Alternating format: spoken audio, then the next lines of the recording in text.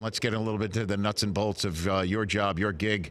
So you go down on the field, and then you hand out the Hunt Trophy. What was it like for that family to finally lift the trophy named after the team's founder, the guy who coined the term Super Bowl? What was it like on that podium with that family, Jim? Well, I think I always have a very big poignancy quotient, kind of part of my DNA. I'm not saying that is something that's a skill or something that I have more than anybody else. In fact, I think sometimes people can be critical if you're too sentimental or nostalgic or see things in a context of poignancy. But I certainly felt it, what you just perfectly described in your question about what was there on that stage. It was a heavy in a way. I mean, you got the Lamar Hunt Trophy right in front of you. And yes, all of that. You got Norma Hunt, who's never missed a Super Bowl. She's been at the first 53, and now we'll go back with the Chiefs. You know, the widow of the great man Lamar Hunt. So yeah, it had some serious texture to that moment. I felt it, and on top of it, you had this prevailing feeling that everybody in the league, except for the Titans on this day, were thrilled for Andy Reid because he has had so many careers that he's touched, whether it be players or former assistants or who are now head coaches. And Andy was great on the platform. And then to top it off, we were about to hit a window to go to a break, and I wasn't supposed to go one more question.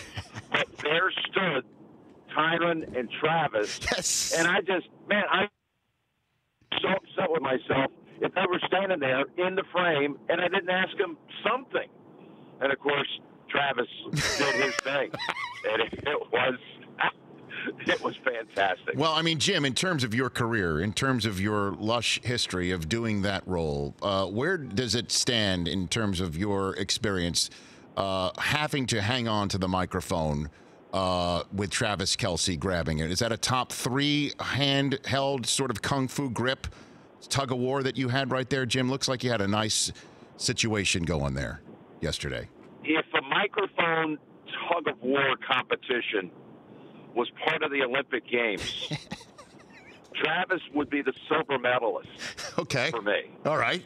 The gold goes to Ray Lewis in Super Bowl 47 because I felt the strength of Ray as he grasped that microphone and was truly, truly trying to pull it away from me.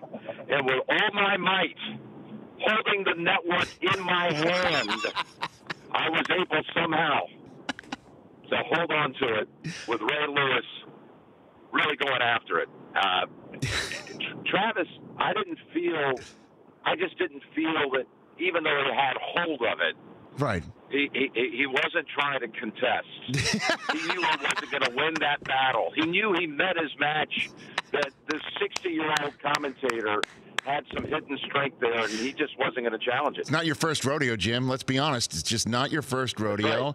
And you know that if you give up that mic, you may not get it back. That would be that's a cardinal. It's a first rule of broadcasting, right there on the podium.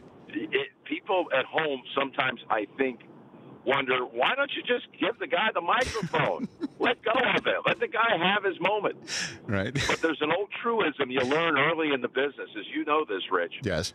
Whoever has the mic has the network in his hands. That's right. So if I hand it off to Travis yesterday, who knows where it's gone? You know, we still have 60 minutes coming up. If Travis could still be on that platform for all we know. Still talking had I given him the microphone. So you can't let go. You cannot. And when I got back to the hotel last night, yes, my little boy Jameson, who's now just starting to get into football, he said, "Daddy, great job of holding on to the microphone." I said, "All right." That made my night. Even Jameson knows, right? You're raising him right, Jim. You're raising him right. You're raising a broadcaster. Yeah, there. He's learning early. I didn't realize he knew the significance of it, but Courtney said that they went back on the DVR, and Jameson and my little Finley, my little girl, went back like 10 times. They got such a kick out of what Travis said and did, and the fact that I was, still trying to hold on for dear life for CBS with the network in my hand. Oh, man. That's fantastic. For more of The Rich Eisen Show, tune to Audience Channel 239 on DirecTV for free on BR Live or download The Rich Eisen Show app.